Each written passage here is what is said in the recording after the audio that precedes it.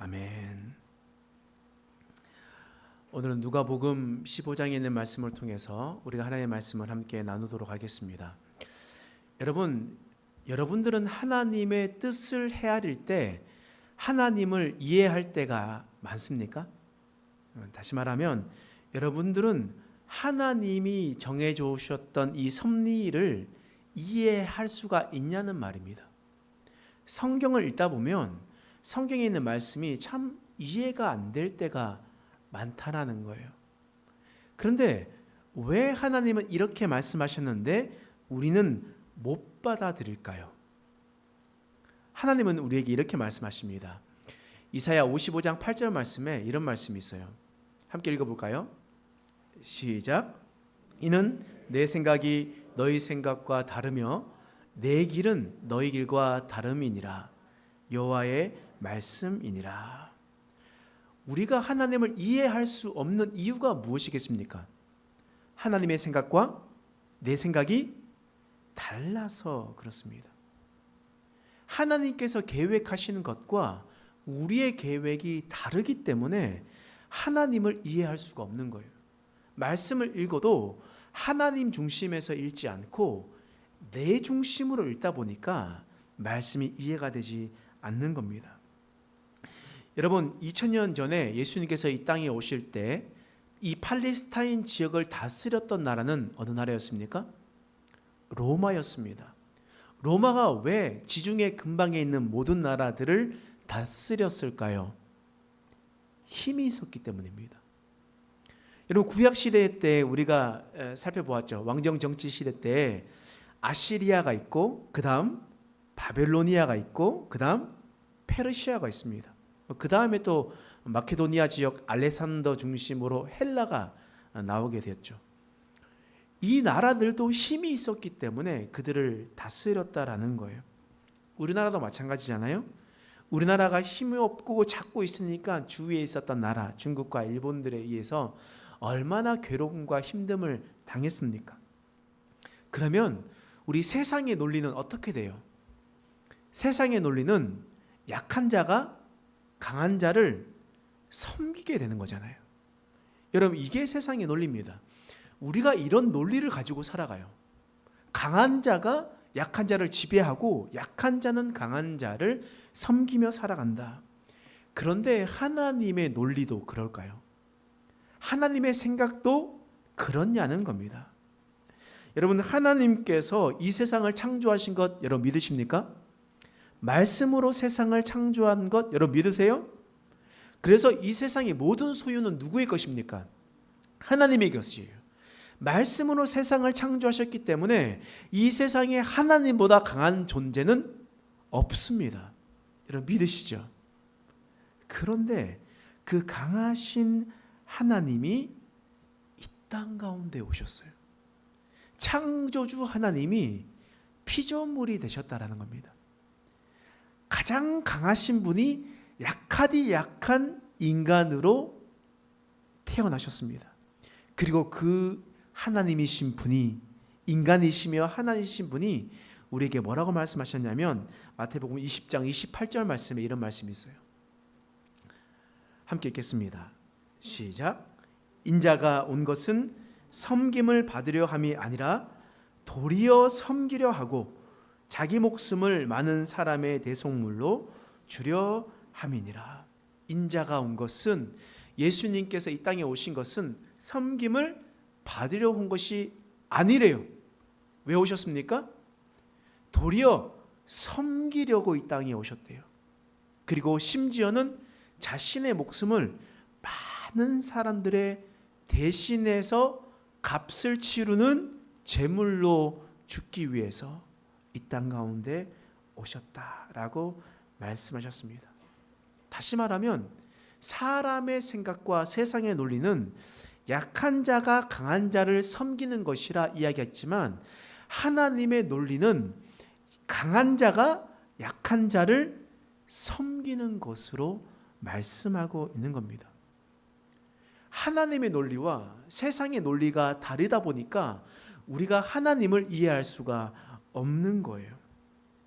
하나님의 생각하는 가치와 세상이 말하는 가치가 상반되기 때문에 우리는 늘 그곳에서 어려움을 겪게 되는 겁니다. 오늘 본문 말씀에서도 동일하게 세상이 이야기하는 가치와 하나님이 이야기하는 가치가 다르게 이야기를 하고 있는 겁니다. 오늘 말씀 누가복음 15장 4절 말씀에 이런 말씀이 있어요. 자, 함께 읽어보겠습니다. 시작.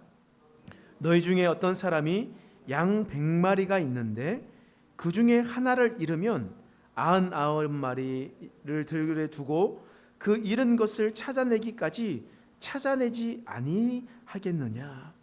어떤 사람이 있습니다. 그 사람은 양 100마리를 가지고 있습니다.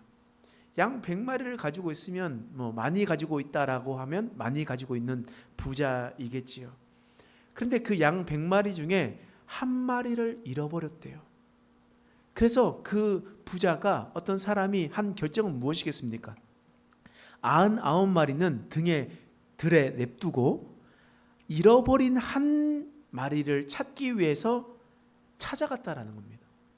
그럼 사람들이 얘기하죠. 99마리가 사자가 와서 그리고 늑대가 와서 곰이 와서 찢어 죽이면 어떡합니까?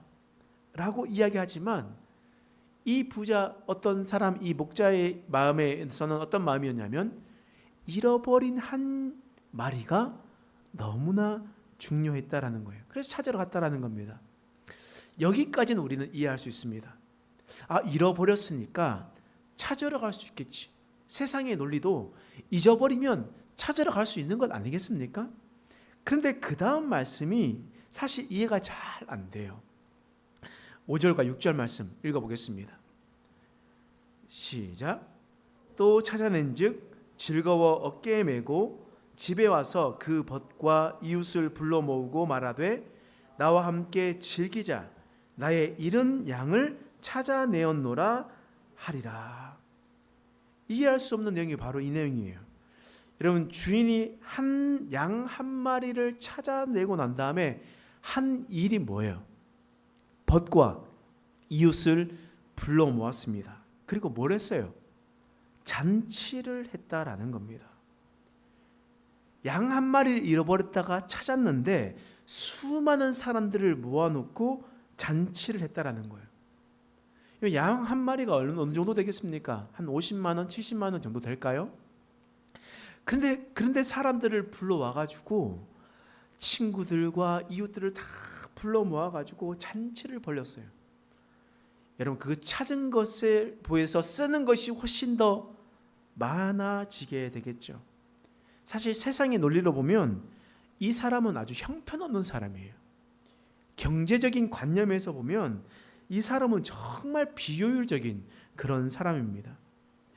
사람을 불러놓고 잔치를 해버리면 더 많은 비용이 들지 않겠습니까? 그런데 이렇게 할 수밖에 없었던 그 부자의 마음이 왜 그랬을까요? 성경에는 이렇게 얘기해요. 5절 말씀 다시 한번 읽겠습니다. 시작. 또 찾아낸즉 즐거워 어깨에 메고. 찾아내었습니다. 그 마음은 어떻습니까? 너무 즐거웠다라는 거예요. 너무 즐거웠기 때문에 세상의 논리로 보면 이 자본주의의 입장에서 생각해 보면 사실 말도 되지 않겠지만 그러나 그 찾아내는 기쁨이 더 크기 때문에 사람들을 불러서 잔치를 할 수 있었다라는 겁니다. 왜 그랬을까요? 하나님 마음도 똑같다라는 거예요. 7절 말씀입니다. 읽겠습니다. 시작. 이르노니 이와 같이 죄인 한 사람이 회개하면 하늘에서는 회개할 것이 없는 의인 99으로 말미암아 기뻐하는 것보다 더 하리라. 이 마음이 하나님의 마음이라는 거예요. 너희는 세상의 논리로 생각하다 보니까 경제적인 논리, 재정적인 논리, 황금 맞는 주의로 살아갔었던 너희들은 그 수를 셈하겠지만 잃어버린 한 사람, 한 영혼을 찾는 것이 내가 다른 것을 다 투자하는 것보다 더 귀하다라고 하나님께서 말씀하시는 겁니다. 바꾸고 말하면 하나님께서 말씀하시고 중요하게 여기시는 것은 돈이 아니라는 겁니다. 하나님께서 말씀하시는 것은 돈이 아니라 하나님께서 가장 중요하게 생각하시는 것은 잃어버린 한 영혼이라는 겁니다.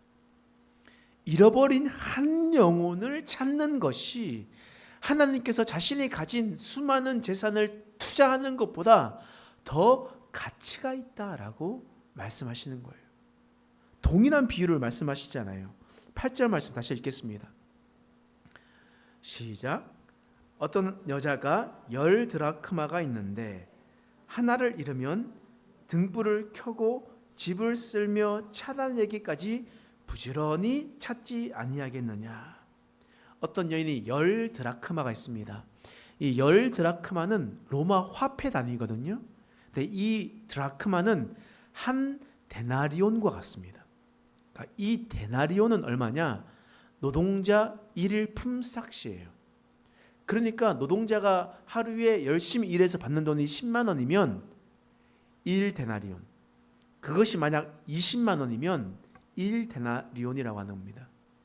그 시대에 하루 동안 열심히 일하는 값이라는 거예요. 그러면 여러분 10만 원에서 20만 원 정도 우리가 세지 않겠습니까? 근데 한 드라크마를 잃어버렸대요. 그러니까 10만 원, 한 20만 원을 잃어버렸어요. 근데 그 여인이 어떻게 했냐? 말씀을 보니까 집을 쓸며 찾아내기까지. 쓸며라고 이야기하는 이 쓸며는요, 우리가 빗질하다라는 쓸며가 아니라 원어에서 찾아보니까 들춰보다, 뒤집어보다, 털어보다 뭐 이런 이야기가 되었습니다. 그러니까 무슨 말이냐면 단순히 쓸면서 있는 것이 아니라 꼼꼼히 자신의 집에 있는 모든 것을 다 뒤집어 엎어서 그것을 찾아내었다라는 겁니다. 다시 말하면 양 100마리를 중에서 한 마리를 잃었을 때 그 한 마리를 찾기 위해 많은 곳을 돌아다녔던 것과 같이 한 드라크마를 잃어버렸을 때도 그 작은 것이라 할지라도 최선을 다해서 자신이 가지고 있는 온 힘과 노력을 다해서 그것을 찾아내었다라는 것을 말씀을 통해서 말씀하고 있는 겁니다. 그러니 어떤 일이 일어났냐? 9절 말씀 읽겠습니다. 시작. 또 찾아낸즉 벗과 이웃을 불러 모으고 말하되 나와 함께 즐기자. 잃은 드라크마를 찾아내었노라 하리라. 또 똑같이 이 사람도 아주 비효율적인 사람이에요. 아주 재정적인 경제 논리가 형편없는 사람입니다. 여러분 10만 원을 잃어버렸는데 벗과 이웃을 다 불러 모으고 어떻게 했습니까? 또다시 잔치를 벌였다라는 거예요. 사람들이 보면 뭐라고 이야기를 하겠습니까? 사람들이 보면 저 사람 정말 개념이 없는 사람이구나. 10만 원을 찾았는데 자신이 가지고 있는 10 드라크마 같이 전 재산을 다 투자할 만큼 저 사람은 정말 어리석은 사람이구나 라고 생각을 할 수가 있습니다. 그런데 그 어리석은 사람이 누구냐면 하나님이라는 거예요. 하나님은 어떤 마음을 가지고 계시냐? 하나님은 그 작은 한 드라크마를 찾는 것이 친구와 이웃을 불러놓고 파티를 하면서 그 경비로 자신의 전 재산을 다 쓰는 것보다 더 기쁘다라는 겁니다. 그 한 작은 것을 찾는 것이 더 기쁘다라는 거예요. 전 재산을 투자할 만큼. 10절 말씀 읽어보겠습니다. 시작. 내가 너희에게 이르노니 이와 같이 죄인 한 사람이 회개하면 하나님의 사자들 앞에서 기쁨이 되느니라. 이와 같이 드라크마의 비유와 같이 100마리에 있는 한 마리 잃어버린 양과 같이 우리가 생각해 보면 죄인 한 사람이 돌아오면, 한 명이 돌아오면 하나님께 기쁨이 될 것이다. 그것이 하나님의 전 재산을 투자할 만큼, 바꿔 말하면 자신의 하나밖에 없는 아들 예수 그리스도를 십자가에 못 박혀 죽일 만큼 하나님은 한 영혼이 돌아오는 것이 기쁘다라고 하나님께서 말씀하고 있는 겁니다. 여러분, 이러한 말씀이 우리는 이해될 수 있는 것을 보면 예수님의 삶을 좀 참찬히 돌이켜보면 우리가 좀 알 수 있습니다. 여러분, 예수님의 삶을 생각해보면 예수님은 정말 비경제적이고 비효율적인 삶을 살아갔습니다. 성경에 보니까 예수님께서 안식일 날 성전에 갔습니다. 안식일 날 사람들을 만났다는 거예요. 근데 안식일 날에 수많은 병자들을 고치고 안식일 날에 귀신 들린 사람들을 치유하는 사건들을 하게 되었습니다.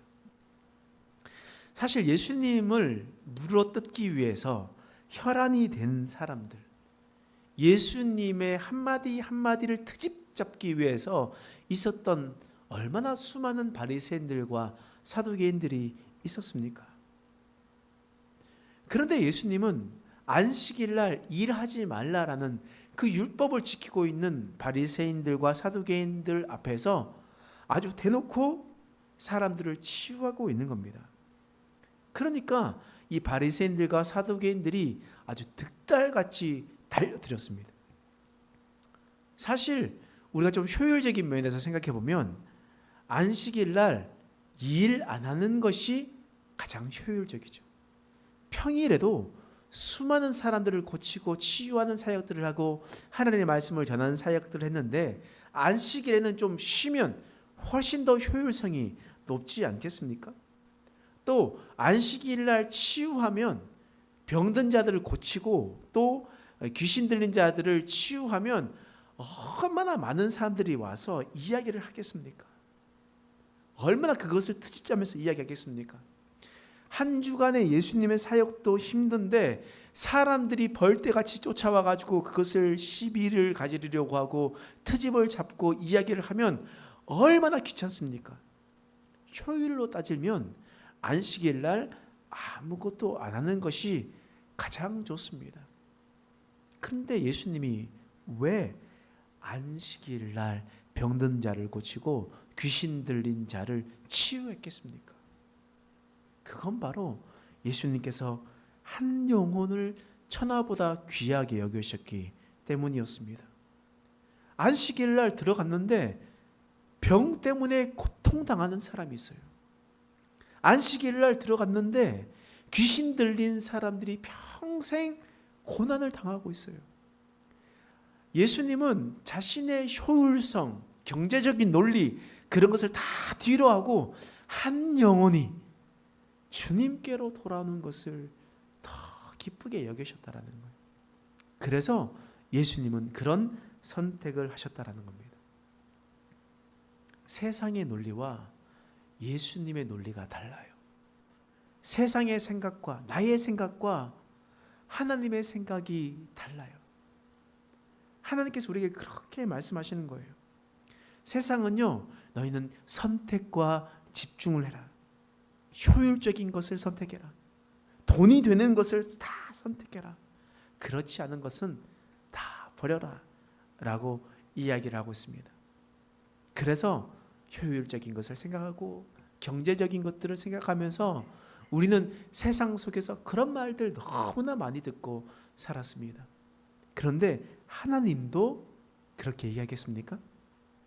그렇지 않잖아요. 여러분, 그렇다면 우리가 세상적인 논리로 생각했었을 때 교회 안에서 가장 먼저 사라져야 될 아주 비효율적인 것이 무엇이라고 생각합니까? 제가 생각했을 때 단연코 저는 전도라고 생각합니다. 여러분, 전도만큼 비효율적인 것이 없어요. 효율성을 따지면 교회 안에서 가장 먼저 사라져야 될 것은 전도예요. 제 주위에 아는 목사님이 있습니다. 한 목사님이 인천 어느 낙후된 지역에 개척을 했어요. 부부와 어린 두 딸을 데리고 개척하면서 4명이서 예배를 드렸습니다. 근데 그 동네에 가보니까 아주 형편없이 살아가는 사람들이 많았습니다. 부모는 자식을 내팽개에 두고 살아가면서 보호받지 못했던 아이들이 너무나 많았습니다. 목사님은 자신의 재정과 시간을 다 투자하면서 그 아이들을 불러 모았습니다. 그리고 1년 동안 열심히 양육하고 시간을 보내고 투자를 하고 모든 것을 다 드렸습니다. 그리고 아이들이 함께 모여서 예배를 드리기 시작된 거예요. 그래서 이 4명만 예배를 드리다가 아이들이 함께 모여서 예배를 드렸습니다. 그런데요, 얼마 전에 모든 아이들이 자신들은 더 이상 교회에 나오지 않겠다고 선언했습니다. 그리고 얼마 전부터 이 목사님은 또다시 4명의 가족만 예배를 드리게 되었다라는 소식을 접하게 되었습니다. 정말 비효율적이지 않습니까? 아이들을 위해서 자신의 시간들을 다 투자하고 생업까지 다 드리고 그리고 모든 재정까지 다 쏟아 부었음에도 불구하고 그 아이들이 예수 믿지 않겠다고 다시 도망가 버렸다라는 거예요. 얼마나 비효율적입니까? 여러분, 우리가 전도하려면 어떻게 합니까? 여러분, 전도하려면 한 영혼을 위해서 우리가 기도하겠죠. 시간을 투자합니다. 힘을 투자합니다. 또 만나서 이야기를 하려고 해요. 그리고 돈을 들여 밥을 사고요. 여러 가지 일들을 합니다. 그런데 그렇게 해도 그 사람이 돌아올지 안 올지는 불명확한 거예요. 그렇지 않습니까? 그런데 그 사람이 한 번 교회에 나왔다 손 치더라도 그 사람이 믿음의 뿌리를 내리는 것이 한 세월이에요. 또 조금 성장하는 것 같은데 또 넘어지는 것을 보면서 옆에서 도와주고 전도했던 사람들이 마음이 무너질 때가 한두 번이 아니에요. 아주 오랜 시간이 걸리게 되잖아요. 이렇게 생각해 보면 전도는 정말 비효율적인 겁니다. 그런데 하나님의 생각은 다른 겁니다. 하나님의 생각은 자신의 전 재산을 다 투자하더라도 그 단 한 영혼이 하나님께로 돌아오면 하나님은 그것이 더 기쁘다라고 하나님께서 말씀하고 있는 겁니다. 그렇다면 우리 교회 공동체가 우리가 미련하게 그렇게 살아가야 될 이유가 무엇이겠습니까? 비효율적이고 비경제적이지만 우리가 하나님의 뜻대로 살아가야 될 이유가 무엇이냐? 예수님도 그렇게 살아가셨기 때문입니다. 또한 하나님이 그것을 기뻐하시기 때문입니다. 기뻐하시기 때문에 한 영혼이라도 주님 품으로 돌아오게 된다면, 한 영혼이 주님 품으로 돌아오게 되면 하나님은 그 하나님의 나라의 잔치를 여시며 기뻐하시는 분이기 때문에 우리는 최선을 다해서 살아가야 되는 겁니다. 고린도전서에 이런 말씀이 있습니다. 고린도전서 1장 21절 말씀에 함께 읽어보겠습니다. 시작. 하나님께서 지혜에 있어서는 이 세상이 자기의 지혜로 하나님을 알지 못하므로 하나님께서 전도에 미련한 것으로 믿는 자들을 구원하시기를 기뻐하셨도다. 하나님께서 인정하시는 거예요. 전도하는 것 미련한 짓이다. 그런데 그 미련한 것을 통해서 내가 기뻐한다 라고 하나님께서 말씀하고 있는 겁니다. 여러분, 세상의 지혜로 하나님을 이해할 수가 없어요. 하나님의 생각과 우리의 생각이 다르기 때문입니다. 그렇다면 우리의 결정은 무엇이냐? 종의 뜻대로 살아가는 것이 아니라 종은 주인의 뜻대로 살아가야 됩니다. 내 생각과 하나님의 생각이 다르다면 우리는 누구의 뜻을 맞춰 가야 됩니까? 주인이신 하나님의 뜻을 맞추어서 살아가야 된다는 거예요. 그렇다면 하나님께서는 전도에 미련한 것으로 내가 기뻐한다 라고 말씀하시면 우리는 그렇게 살아가라고 말씀하고 있는 겁니다. 여러분, 교회가 세속화되는 이유가 무엇이겠습니까? 교회가 세속화되는 이유는 하나님의 뜻을 따라서 사는 것이 아니라 자신의 뜻대로 살아가기 때문입니다. 하나님의 논리로 살아가는 것이 아니라 세상의 논리로 살아가고 있기 때문이었습니다. 교회가 세속화되는 이유는 한 영혼을 사랑하는 아버지의 마음을 잃어버렸기 때문입니다. 교회가 훨씬 더 하나님 앞에 주 은혜 가운데 살아가게 되려면은 먼저 해야 될 것은 한 영혼을 사랑하는 하나님의 마음을 품는 것입니다. 교회가 영혼을 사랑하는 마음을 품으면 우리는 자본의 논리에 따라, 세상의 논리에 따라 살아가는 것이 아니라 하나님의 기쁘신 뜻을 살아가게 될 것입니다. 여러분, 2주 뒤에 다음 세대 수련회가 있습니다. 다음 세대 수련회가 이제 있는데 우리 아이들이 6명이 있잖아요. 우리 아이들이 6명이 있는데 이 아이들에게 투자하는 것 사실 밑빠진 독에 물 붓기입니다. 이렇게 열심히 해놔도 자신이 사춘기가 되고 하나님 생각하다 보면 교회가 나한테 해준 게 뭔데요? 하나님이 그토록 하나님께서 사랑하시고 보살펴 주면서 어렸을 때부터 지금까지 지켜주셨는데 하나님은 없어. 자신이 머리가 점점 커지니까 하나님은 없다라고 이야기하면서, 그렇게 이야기하면서 조금 있으면 하나님을 떠나려고 몸이 들썩들썩거립니다. 얼마나 교인들이 맛있는 것을 사주려고 돈을 줘가지고 피자도 사주고 재밌는 데도 데려가고 이렇게 해도 밑빠진 독에 물 붓기라는 거예요. 그런데 하나님께서 원하시는 것은 그 효율성을 따지는 것이 아니라 한 영혼이라도 돌아간다면 하나님께서 그것을 기쁘게 여기시는 겁니다. 여러분, 우리 교회 다음 세대 중에서 단 한 명이라도 정말 하나님을 깊이 만나서 그의 삶이 변화되고 하나님의 은혜 가운데 살아가는 사람이 된다면요, 우리는 전 재산을 투자해도 그것이 훨씬 더 하나님 보시기에 기뻐하신 일이라는 겁니다. 그러니까 여러분, 뭐 해야 되겠습니까? 수련회 갈 때 맛있는 거 사 먹을 수 있도록 여러분들이 투자를 하셔야 된다는 겁니다. 아이들에게. 그래야 아이들이 교회에 왔을 때 재밌고 기쁘고 하나님을 사랑하는 것도 있겠지만 교회에 나와서 참 재밌다, 교회 나오니까 참 즐겁다, 이런 마음을 품어야 또 아이들이 더 잘하고 또 주위에 있는 친구들도 많이 데리고 오고 이런 것 아니겠습니까? 아니겠습니까?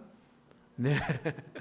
여러분, 저는 절대 먹을 것 안 사줄 거예요 하시는 분들은 가만히 계셔도 됩니다. 여러분, 하나님께서 원하시는 논리는 비효율적인 거예요. 미련한 거예요. 그러나 하나님은 그것을 통해서 기뻐하신다는 것을 기억하고 하나님의 은혜 가운데 생각하며 단 한 영혼을 품으며 살아가는 저와 여러분 되시길 간절히 축원합니다. 기도하겠습니다. 하나님, 우리 마음 가운데 주님의 놀라우신 은혜를 경험하게 하여 주옵소서. 말씀을 읽을 때마다 하나님의 말씀이 이해되지 않았습니다. 그것은 하나님의 생각과 우리의 생각이 달랐기 때문입니다. 하나님, 이제 우리의 마음 가운데 하나님의 마음을 품게 하여 주옵소서. 내 생각대로 살아가는 것이 아니라 하나님의 생각을 품으며 하나님께서 바라보시는 곳을 바라보는 자 될 수 있도록 도와주시옵소서. 그래서 우리 교회 공동체가 또한 우리 모두가 한 영혼이 돌아온다면 하나님께서 그것으로 기뻐하신 것을 기억하고 전도에 미련한 것으로 우리가 주님 앞에 충성하며 살아가는 우리의 인생 되게 하여 주시옵소서. 감사드리며 예수님의 이름으로 간절히 기도드립니다. 아멘.